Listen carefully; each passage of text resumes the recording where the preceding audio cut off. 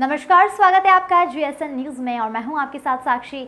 आइए करते हैं इस वक्त की बड़ी खबरों की शुरुआत।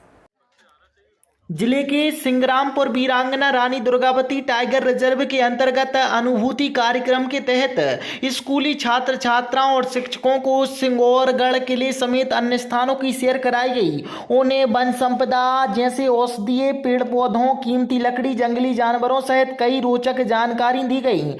कार्यक्रम में केएन कॉलेज, दमोह जबेरा महाविद्यालय प्रतिभागी छात्र छात्राओं को collector Mayank Agarwal, Sunil Tiwari, DFO Mahendra Singh, Uike ranger Ashray Upadhyay ने छात्र छात्राओं एवं उपस्थित जनों को वन संरक्षण की शपथ भी दिलाई और प्रशस्ति पत्र का वितरण किया।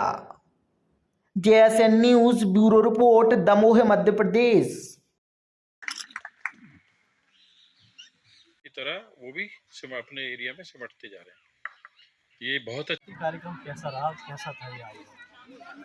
हमारे वन मंडल में कुल 21 अनुभूति कार्यक्रम होने हैं, 21 शिविर लगने वाले हैं, जिसमें से आज ये पहला था और कॉलेज के बच्चों का था, जिसमें जबेरा और दमोह कॉलेज के बच्चे यहाँ आए हैं।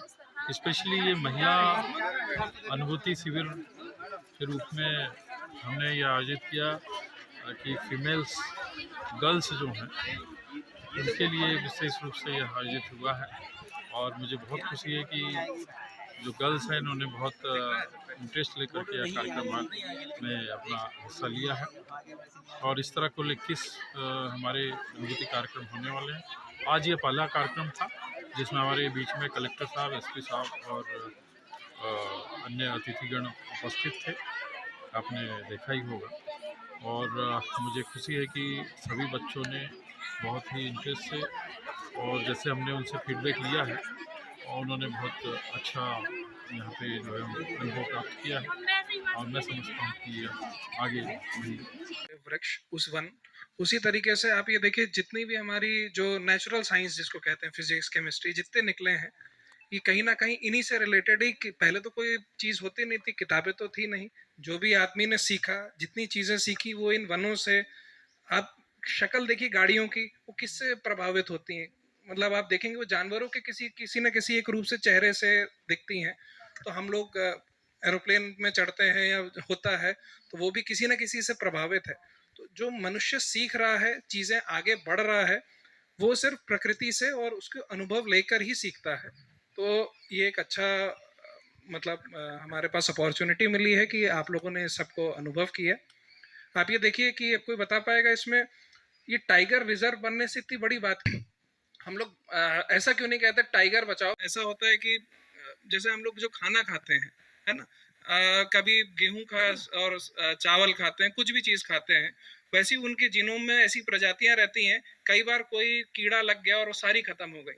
जैसे अपने यहाँ कोरोना आया था, कितने लोग मर गए थे, वैसी कई प्रजातियां ऐसे कीड़ा लग गया है, कोई चीज़ हो जाती है।